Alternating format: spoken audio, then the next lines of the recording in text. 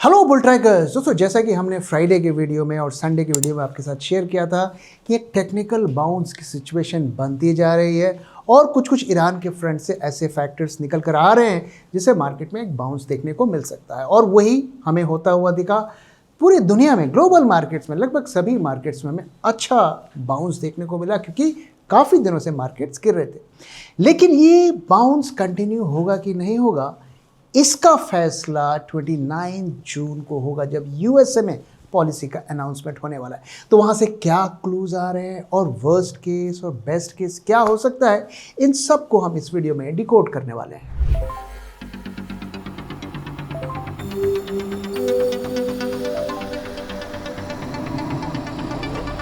जब मार्केट की हो बात, बेटर आस्क बुल ट्रैक। दोस्तों, जैसा कि हमने आपके साथ शेयर किया था कि मार्केट में टेक्निकल बाउंस के हालात बनते शुरू हो गए थे, लेकिन उसको और भी ज़्यादा एक्सेलरेट कर दिया ईरान से आने वाली खबरों से। और वहाँ पर कुछ एक बार फिर पॉज या कुछ टॉक्स की बात वहाँ से होने वाली है, ऐसी खबरें आ रही हैं। One trigger every asset class पर उसका इम्पैक्ट हमें देखने को मिला। The US Iran strike pause, तो दोनों तरफ से गोलीबारी को रोक दिया गया है। अमेरिका ने भी रोक दिया और ईरान ने भी अपनी तरफ से रिएक्शन नहीं दिया, और इसका सीधा इंपैक्ट हमें क्रूड में देखने को मिला। और इंट्राडे में 5% अगर हाई से देखें उसमें डिप देखने को मिला, और 90 के नीचे भी एक बार क्रूड इंट्राडे में आता हुआ दिखा। तो ये एक रिलीफ फैक्टर था। लेकिन दोस्तों ध्यान रहे, अभी भी हम 90 के लेवल के आसपास क्रूड घूम रहा है, जो कि जब ये MOU अनाउंस हुआ था उससे पहले हम 70-72 के लेवल के आसपास पहुंच गए थे। तो वहाँ से अभी भी काफ़ी ज़्यादा ऊपर है, लेकिन मार्केट के लिए ये रिलीफ का साइन है। और उसका रिएक्शन आप देखिए ग्लोबल मार्केट्स में कैसे देखने को मिला। हमारे मार्केट्स अप रहे, करीब सेंसेक्स 700 पॉइंट से ज़्यादा ऊपर रहा। नैस्डैक में अभी अगर फ्यूचर्स में देखें 1.4% अप है, करीब 400 पॉइंट्स वहाँ पर हमें गैप अप देखने को मिल रहा है। और जर्मनी का डैक्स हो या FTSE हो, यहाँ पर भी हमें करीब 0.5 से 1% का राइज देखने को मिल रहा है। पूरे ग्लोबल मार्केट्स ने इस न्यूज़ को सेलिब्रेट किया। लेकिन फैक्ट ये है कि मार्केट्स काफ़ी ज़्यादा ओवरसोल्ड हो चुके थे, और एक छोटी सी भी ऐसी सिचुएशन में पॉजिटिव खबर आती है तो हमें मार्केट में शार्प बाउंस देखने को मिलता है, और वही हमें देखने को मिल रहा है। और आज के मार्केट के हमारे स्टार्स कौन रहे? IT, रियल्टी, मीडिया, फार्मा, इन सब में हमें राइज देखने को मिला। ऑलरेडी ये काफ़ी ज़्यादा ओवरसोल्ड हो चुके थे। और रुपए को भी अगर आप देखें तो पिछले 5-6 दिनों में हमें उसमें अच्छा गेन देखने को मिला है। जहां हम 96 के लेवल से ऊपर चले गए थे, वहाँ पे से हमें फॉल देखने को मिला है। जो ईरान की सिचुएशन है और क्रूड की सिचुएशन है, उससे सभी एसेट क्लासेस में उसका पॉजिटिव इम्पैक्ट देखने को मिल रहा है। क्या इस बार फिर हमें एक लंबा पीस का दौर देखने को मिलेगा? क्या MOU दोबारा से रीएक्टिवेट होगी? आइए इसको डिकोड करने की कोशिश करते हैं। तो डी एस्केलेशन के लिए क्या कदम उठाए जा रहे हैं? US pause strikes on Friday, halt held into Monday for a second plus trade day. 2 दिनों से वहां पर अटैक नहीं किया गया। Tehran says it too has refrained from operations against regional targets. क्या होता था कि अमेरिका अटैक करता था अपने जो उसके एलाइज है मिडल ईस्ट में, और उसके रिएक्शन में ईरान उन्हीं कंट्रीज़ के टारगेट्स को हिट करता था। यहाँ से ये अटैक नहीं हो रहा है, तो यहाँ से भी ये भी अटैक नहीं हो रहा है। Mediators call the mutual pause a positive signal, और इसी को मार्केट रीड कर रहा है। Talks aim to restore the interim ceasefire, compromise centres on Iran running strait of Hormuz transit with fewer ship restriction. तो ये सब कुछ सक्सेसफुल कब हो पाएगा?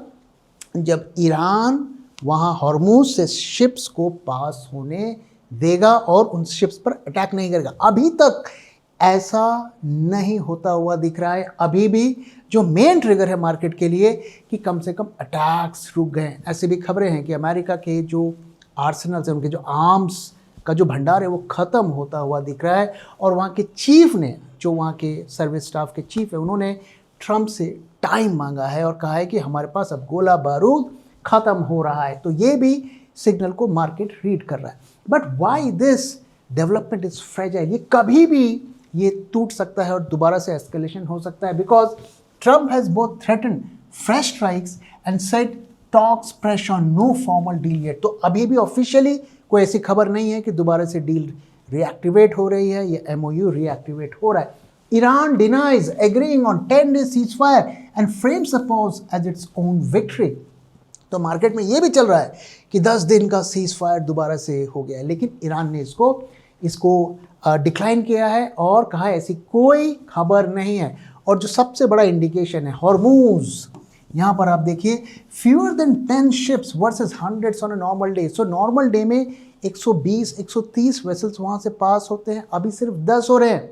तो जो भी ये हमें होप दिख रही है, क्रूड में डिप देखने को मिला है, वो इसीलिए देखने को मिला है कि एक होप जाग रही है, ना कि ग्राउंड पर कोई मेजर बदलाव हुआ है। Houthis threaten Saudi shipping in Bab al Mandeb, risk of Gulf plus Red Sea disruptions. तो मैंने आपको दिखाया था कि किस तरीके से पहले जो प्रॉब्लम हॉर्मूज में थी अब वो रेड सी में भी हो गई है। तो 2 चोक पॉइंट्स को ईरान ने घेर रखा है और इसी के प्रेशर में अगर आप देखेंगे अमेरिका ने आकर बॉम्बिंग को रोका है। अब देखिए ये बाउंस एक्सपेक्टेड था, टेक्निकल्स भी हमें यही इंडिकेट कर रहे थे, लेकिन द क्वेश्चन इज क्या ये रैली कंटिन्यू होगी। तो देखिए अगर हम इंडियन मार्केट की बात करें तो एक्सपायरी भी है, उसका भी कहीं ना कहीं इम्पैक्ट देखने को मिल रहा है।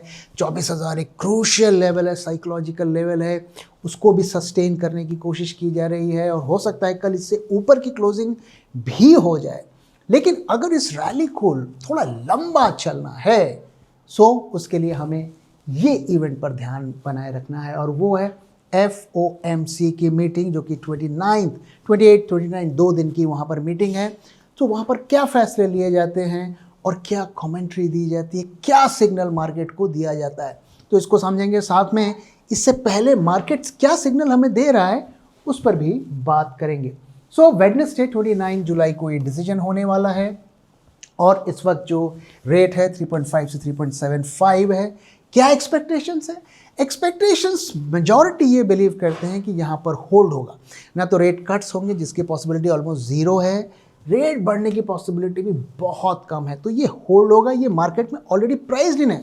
लेकिन मार्केट अपना आगे का डायरेक्शन कैसे तय करेगा वो देखेगा कि उसे क्या सिग्नल्स दिए जा रहे हैं। जो फेड के चीफ हैं केविन वॉर्श, वो क्या कहते हैं, क्या सिग्नल देते हैं और मार्केट क्या रीड करता है। सो जुलाई के महीने में, ये जो महीने में जो आने वाला है पॉलिसी में, इसमें 60% प्रोबेबिलिटी है कि नो चेंज, जो रेट्स थे वही रहेंगे, यानी कि रेट्स को होल्ड किया जाएगा। लेकिन जो चीज़ मार्केट के लिए रिस्की है और वो सिग्नल्स को रीड करेगा जब ये पॉलिसी को प्रेजेंट किया जाएगा, वो ये है कि सितंबर में मार्केट बिलीव कर रहा है कि 82% चांस है कि सितंबर में रेट्स हाइक होंगे। अब क्या इस पॉलिसी में इसको यस की तरफ इशारा किया जाता है या नो की तरफ इशारा किया जाता है, इसी को मार्केट रीड करेगा, इसी सिग्नल्स को रीड करेगा और यही मार्केट के डायरेक्शन को, AI स्टॉक्स के डायरेक्शन को और हमारे मार्केट्स के डायरेक्शन को भी डिसाइड करेंगे। और इस साल के अंत तक अगर आप देखिए तो वहाँ पर भी जो रेट हाइक की पॉसिबिलिटी है वो बढ़ती जा रही है। 12% की प्रोबेबिलिटी थी एक हफ्ते पहले, जो बढ़ के 38% हो गई है। तो आप देख सकते हैं कि बेशक इस महीने हम बच जाएं, यहाँ पे रेट हाइक्स ना हो, रेट्स होल्ड पे रहें, लेकिन आने वाले क्वार्टर्स में स्ट्रॉन्ग पॉसिबिलिटी है कि रेट हाइक्स होंगे। इस साल कम से कम एक रेट हाइक होने की बहुत स्ट्रॉन्ग पॉसिबिलिटी है USA में, और उसका रिएक्शन दुनिया भर के जो सेंट्रल बैंक्स हैं उनका भी उसी लाइंस पर रिएक्शन देखने को मिलेगा और India is also no exception, हमें भी उनके लाइन को टो करना पड़ेगा। अब यहाँ पर पॉलिसी के दिन और क्या सिग्नल्स हमें मिल सकते हैं, तो पहली चीज़, जो ये नए फेड के चेयरमैन हैं, ये फॉरवर्ड के गाइडेंस नहीं देते, ये हमें क्लूज भी नहीं देते, ये बहुत कम बोलते हैं और इन्हें जो करना होता है वो करते हैं। इसलिए ये रिस्क भी है कि मार्केट उन सिग्नल्स को सही तरीके से रीड कर पाएगा या नहीं कर पाएगा। सो जो chair Wars has ditched forward guidance, पहले के फेड की तरह वो आगे हम हॉकिश हैं या डाविश हैं, इसके बारे में कोई कमेंट्री नहीं देते। Expect little insight from the pressure. So वो आगे क्या करेंगे, वो अपने पत्ते नहीं खोलेंगे।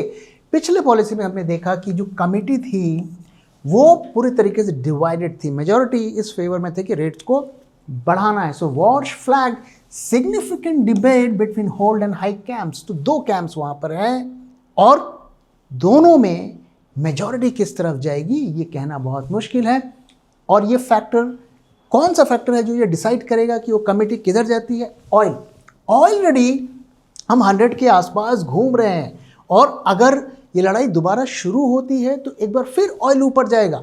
और आप देखिए ये जो पॉज किया गया है यूएसए की तरफ से वो इसीलिए किया गया है ताकि ऑयल थोड़ा सप्रेस्ड रहे और कम से कम इस बार रेट हाइक करने की पॉसिबिलिटी ना रहे। तो ये एक सोची समझी रणनीति हो सकती है ट्रंप एडमिनिस्ट्रेशन की। और इस पॉलिसी के बाद एक बार फिर ईरान में हमें एस्केलेशन देखने को मिल सकता है, क्योंकि हम जानते हैं दोस्तों ट्रंप का जो भी डिसीजन मेकिंग होता है उसमें मार्केट्स एक बहुत बड़ा इनपुट होता है और फैक्टर होता है। स्टॉक मार्केट में सबसे बड़ा कंफ्यूजन क्या है? कौन सा स्टॉक बाय करना है या सेल करना है और किस प्राइस पर करना है? और इसीलिए हम लेकर आए हैं bull track stock x-ray. Body के एक्सरे की तरह ही बुल ट्रैक स्टॉक एक्सरे किसी भी स्टॉक का रियल हेल्थ चेक करता है। ये 50 से ज्यादा पैरामीटर्स पर स्टॉक को इवैल्यूएट करके आपको एक क्लियर स्कोर कार्ड देता है जो बिना किसी कंफ्यूजन के बताता है कि उस स्टॉक को पोर्टफोलियो में रखना चाहिए या नहीं। साथ ही ये वो प्राइस भी बताता है जिस प्राइस पर आपको स्टॉक को खरीदना या एवरेज करना है। सिर्फ एक क्लिक में ये आपके पूरे पोर्टफोलियो को एनालाइज करके क्लियर रिकमेंडेशंस देता है कि हर स्टॉक में आपको क्या एक्शन लेना चाहिए। तो देर किस बात की, आज ही सब्सक्राइब कीजिए बुल ट्रैक स्टॉक एक्सरे। तो कैसे ये यूएस अटैक्स में जो पॉज हुआ है वो कैसे इन सेंटिमेंट्स को इम्पैक्ट करेगा? तो ईरान का पॉज हुआ और सीधा क्रूड में हमें फॉल देखने को मिलेगा। ऑयल ड्रॉप्स, रिस्क यहाँ पर कम हो जाएंगे, मार्केट्स ऊपर चले जाएंगे और फेड के लिए ये ईजियर हो जाएगा रेट्स को मैनेज करना। तो दोस्तों ये जो ईरान वॉर को पॉज किया गया है उसका सीधा रिलेशन ये फेड पॉलिसी से है और मार्केट से है। और ऐसी स्ट्रॉन्ग पॉसिबिलिटी है कि ये जो पॉज किया गया है यूएस अटैक्स में ये आगे अगले 2-3 दिनों तक रह सकता है और मार्केट में इसका पॉजिटिव रिएक्शन भी हमें देखने को मिल सकता है। तो इस फेड पॉलिसी की जो भी रिजल्ट आएगा उसके 3 आउटकम्स मार्केट में हो सकते हैं। तो एक एक करके आइए समझते हैं कि क्या क्या पॉसिबिलिटी है और किसकी सबसे ज़्यादा प्रोबेबिलिटी है। सो 65% चांस है कि रेट्स को होल्ड किया जाएगा। So the rate is not even, जैसा कि मैंने कहा। लेकिन बॉन्ड मार्केट क्या क्लूज दे रहा है? बॉन्ड मार्केट्स हमें हॉकिश सिग्नल्स दे रहा है, यानी कि इस साल रेट्स के बढ़ने की पॉसिबिलिटी काफ़ी ज़्यादा बढ़ गई है। डेटा मैंने आपको दिखाया। सो बॉन्ड मार्केट में अगर आप देखेंगे सो 2 ईयर ट्रेजरी बॉन्ड के यील्ड्स में राइज देखने को मिला है। अगर आप जुलाई 15 से अभी तक का चार्ट देखेंगे तो उसमें राइज देखने को मिला है, यानी कि बॉन्ड मार्केट हॉकिश है। साथ में अगर आप 10 ईयर्स के भी यील्ड्स जाके देखेंगे तो वहाँ पर भी राइज देखने को मिल रहा है। और डॉलर इंडेक्स ये भी 101 के ऊपर चला गया है। सो मार्केट हमें ये इंडिकेट दे रहा है, हॉकिश सिग्नल्स दे रहा है और ये बता रहा है कि रेट्स बढ़ने की प्रोबेबिलिटी काफ़ी ज़्यादा है। लेकिन अब यहाँ पे देखना है कि वॉर्स क्या कदम उठाते हैं या क्या एक्शन लेते हैं। क्या वो बॉन्ड मार्केट में जो कुछ हो रहा है, जिस सिग्नल्स जो बॉन्ड मार्केट दे रहा है उसको वैलिडेट करते हैं या पुश बैक करते हैं। तो अगर इसके अगेंस्ट में वो कुछ करते हैं या बोलते हैं तो ये मार्केट के लिए पॉजिटिव होगा। लेकिन अगर इसको वैलिडेट करते हैं सो ये मार्केट के लिए नेगेटिव होगा। तो 3 सिनेरियोज की बात करते हैं। अगर हॉकिश कंफर्मेशन हमें वो बताते हैं और इस एक क्लू देने की कोशिश करते हैं कि सितंबर में रेट हाइक्स होंगे, सो ऑब्वियस है कि उसका एक बड़ा नेगेटिव रिएक्शन मार्केट में हमें देखने को मिलेगा।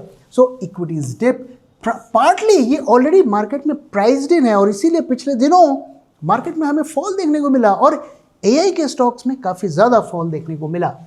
सो डाउनसाइड कैप्ड है unless he out hawks the market. अगर वो कुछ बहुत ही ज़्यादा नेगेटिव बोलते हैं सो तभी हमें बड़ा फॉल देखने को मिलेगा। तो ये ऑलरेडी प्राइस्ड इन है और पिछले कुछ दिनों से इसी वजह से मार्केट में फॉल हमें देखने को मिला। तो मार्केट एडवांस में ही गिर चुका है और जैसे कि मैंने कहा यील्ड्स एंड यूएसडी जो DXY इंडेक्स है दोनों अप हैं।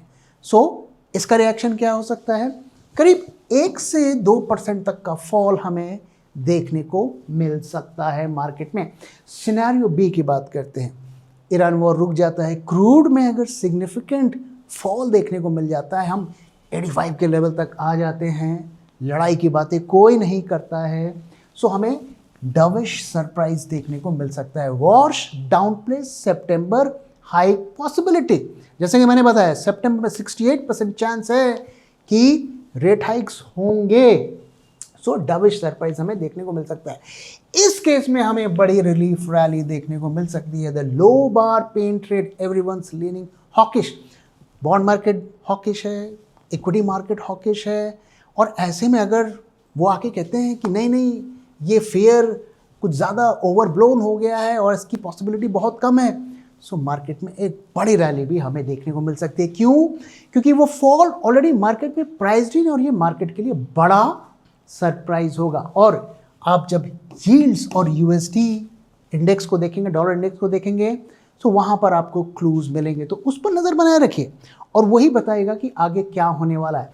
अब एक तीसरी सिनेरियो है कि वो कुछ ऐसे एक्शंस भी ले सकते हैं जो मार्केट को कंफ्यूज कर सकता है, और वो है उनके मार्केट में लिक्विडिटी को इन्फ्यूज़ करना। जैसे हमारे यहाँ RBI लिक्विडिटी इन्फ्यूज़ करता है, तो वो भी कर सकते हैं। और वो क्या करेंगे? वो टी बिल जो ट्रेजरी बिल्स होते हैं, जो कि एक तरीके का बॉन्ड होता है शॉर्ट टर्म का, उसकी बाइंग करेंगे। तो जब वो बाइंग करेंगे तो बैंकों के हाथ में पैसा आएगा, क्योंकि वो बॉन्ड उनसे लेंगे, बदले में उनको डॉलर देंगे, तो लिक्विडिटी बढ़ेगी। So it's a liquidity move. अब मार्केट इसको ऐसे रीड कर सकता है कि ये एक पॉलिसी मूव है, ये इन्फ्लेशन को कम करने की एक पहल हो सकती है, ये जो कि सही नहीं है, इजी टू मिसरीड। तो इस क्लूज से हमें थोड़ा बच के रहना, इसे हमें as a pro market move नहीं समझना है। Don't confuse liquidity ops for a dovish pivot. So क्या एक्शन यहाँ पर वो लेते हैं, इसको ध्यान से रखना है। सो अभी के हिसाब से मोस्ट लाइकली हम इस सिनेरियो में हैं, इसकी प्रोबेबिलिटी बहुत कम है और ये मैटर नहीं करता है।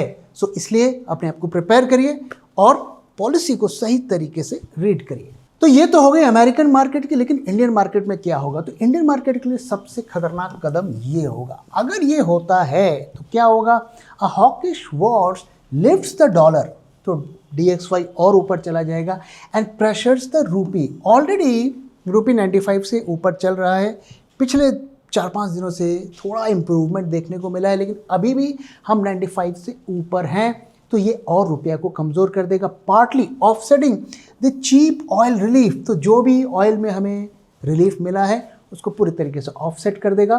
तो ऐसे में हमें इसमें इंडियन मार्केट में बड़ा फॉल देखने को मिल सकता है, और साथ में अगर वापस से क्रूड 100 के ऊपर चला गया फिर तो मार्केट में बड़ा फॉल देखने को मिल सकता है। सो आज का मूव और एक्सपायरी का मूव अगर हम देखें तो वहाँ पर कुछ भी हो सकता है, उसमें बहुत ज़्यादा कुछ रीड करने की कोशिश मत करिए। आगे का जो डायरेक्शन है वो हमें जो FOMC की मीट होगी और फेड की पॉलिसी डिसीजंस होगी उसके बाद ही पता चलेगा, लेकिन उसके एंटिसिपेशन में कैसी पोजीशंस बन रही हैं आइए इसको डिकोड करते हैं। तो आज का मार्केट डेटा अगर आप देखें, सो आज हमने अच्छी रैली देखने को मिली, करीब 230 पॉइंट्स का राइज देखने को मिला, और सेकेंड लेग ऑफ रैली में इंट्राडे में हमें देखने को मिली, लेकिन हमने 24,000 के लेवल को मिस कर दिया। उसके आसपास हमने क्लोजिंग दी, उससे थोड़ा नीचे। अगर हम वोलेटिलिटी की पिक्चर देखें तो सरप्राइज नहीं होना चाहिए, ईरान के फ्रंट पे राहत की न्यूज़ है, क्रूड में डिप देखने को मिला, मार्केट्स अप हैं, लेकिन बहुत ज़्यादा यहाँ पर हमें विक्स में डिप देखने को नहीं मिला है। और साथ में अगर आप पुट्स की IV देखें तो इसमें राइज भी देखने को मिला है। क्यों? क्योंकि आगे FMCG की पॉलिसी खड़ी हुई है, उसके लिए मार्केट थोड़ा नर्वस है। और पुट कॉल रेशियो जैसा कि हमने आपके साथ शेयर किया था, और ये एक क्लू दे रहा था कि मार्केट्स ओवरसोल्ड हो चुके हैं, कि 0.80 पर जब PCR जाता है मोटा मोटा वहाँ पर बॉटम बन जाता है, उसके बाद PCR राइज होता है। आप देखिए ये वापस से राइज होता हुआ दिख रहा है, तो टेक्निकल बाउंस ही हम इसे कहेंगे क्योंकि मार्केट्स ओवरसोल्ड हो चुके थे।